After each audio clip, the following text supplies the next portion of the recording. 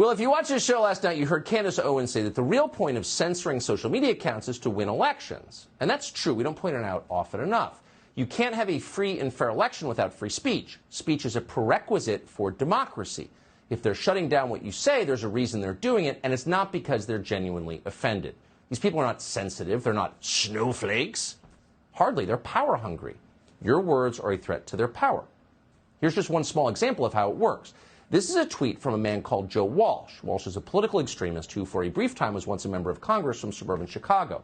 Walsh is known for his willingness to say anything that might help the Democratic Party, whether or not it's true. Well, last night he lived up to his reputation. Here's Walsh's tweet. He claimed that this was a verbatim quote from our show. Quote, "What if these bodies of tortured dead civilians were staged? What if they're fake? What if the Ukrainian military killed them and then blamed Russia? I'm not saying any of this is true. I'm just asking questions. Why can't we ask these questions?" End quote. So immediately, the usual partisan hyperventilators, Joy Reid from MSNBC, Congressman Ted Lieu from California, seized on the quote to show once again that this show is a tool of Vladimir Putin. They're working for the Russians. Arrest them. And then Adam Kinzinger, who is easily aroused, posted this on Twitter.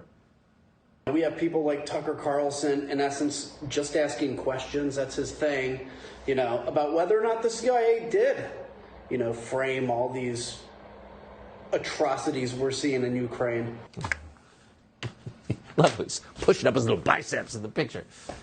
The problem is the quote that got Adam Kinzinger so aroused, and Joy Reid and Ted Lieu, isn't real. It's completely made up. Utterly. We didn't say that. We didn't say anything like that. We didn't even address the topic on the air in any way. So everything about Joe Walsh's tweet is a manufactured lie. It's pure disinformation, as they now say. Here's the funny thing. Twitter let it stand. The tweet is up now. Now, we might have responded to Walsh on Twitter, but we couldn't do that because we've been locked out of our own Twitter account for more than a week. Why?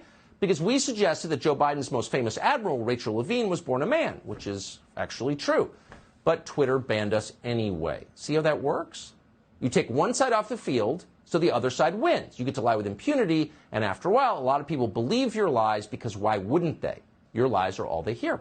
That's how it works. Now, in our case, Joe Walsh's tweet is hardly the end of the world. We have a TV show. We're using that show to respond to Joe Walsh right now. Thanks to Fox News, we can say exactly what we think is true, and we try to.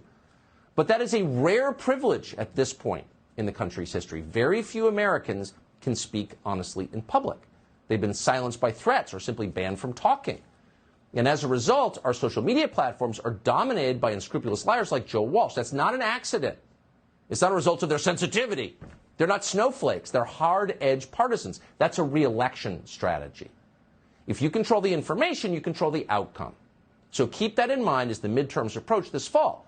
If we don't restore free speech to social media, it doesn't matter who you vote for.